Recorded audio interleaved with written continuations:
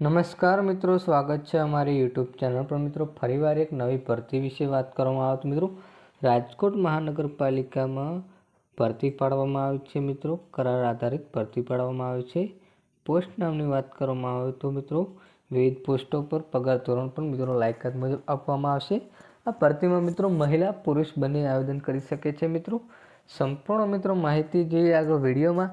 એના પહેલાં મિત્રો અમારી ચેનલ પર નવા હો તો ચેનલને સબસ્ક્રાઈબ કરી દેજો, કારણ કે મિત્રો આવનારી સરકારી ભરતી, સરકારી યોજના કે સરકારી ભરતીની માહિતીની અપડેટ સૌપ્રથમ તમારા મોબાઈલના નોટિફિકેશન પર જણાવવામાં આવે।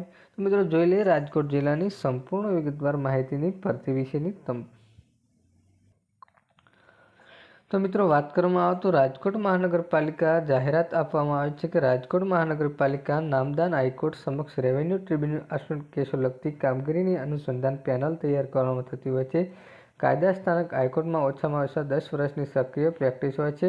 સ્વચ્છ ભૂતકાળ ધરાવતા હોય તેવા એડવોકેસી પાસેથી અરજીપત્ર ફક્ત સ્પીડ પોસ્ટ કમિશનર એડવોકેટ માટેની ભરતી છે। મિત્રો, સ્પીડ પોસ્ટ કમિશનર નામે લીગલી શાખા room number 4 third floor doctor Ambedkar Bhavan, ટેબરભાઈ રોડ, રાજકોટ તારીખ 8/4/2024 સુધીમાં અરજી મંગાવવામાં આવી છે। મિત્રો, કવર ઉપર પેનલ એડવોકેટનું નિયુક્ત અંગેની અરજી આવશ્યક લખવાની રહેશે। અરજી સાથે શૈક્ષણિક લાયકાત, અનુભવના પ્રમાણપત્રો સામેલ રાખવાના રહેશે। તારીખ 8/4/2024 પછી આવેલી અરજીઓની અધૂરી વિગતો અરજી માટે તેમજ રજિસ્ટર્ડ એટ સ્પીડની પોસ્ટ સિવાય આવેલા અરજીઓને વિચારણા લેવામાં આવશે નહીં।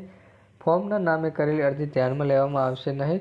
સાથેના પ્રમાણપત્રો, આધારો, શ્રમ અથવા રાજ્યપત્રિત અધિકારીઓની પ્રમાણપત્ર જોડાવાનું રહેશે। મિત્રો, આ ભરતીનું આયોજન નાયબ કમિશનર રાજકોટ મહાનગરપાલિકામાં CK નંદાણી દ્વારા આયોજન કરવામાં આવ્યું છે। મિત્રો, લાસ્ટ તારીખ છે આ ભરતીની 8/4/2024 સુધી આ ભરતીમાં ઓનલાઈન અરજી કરી શકો છો। મિત્રો, જય હિન્દ, જય ભારત।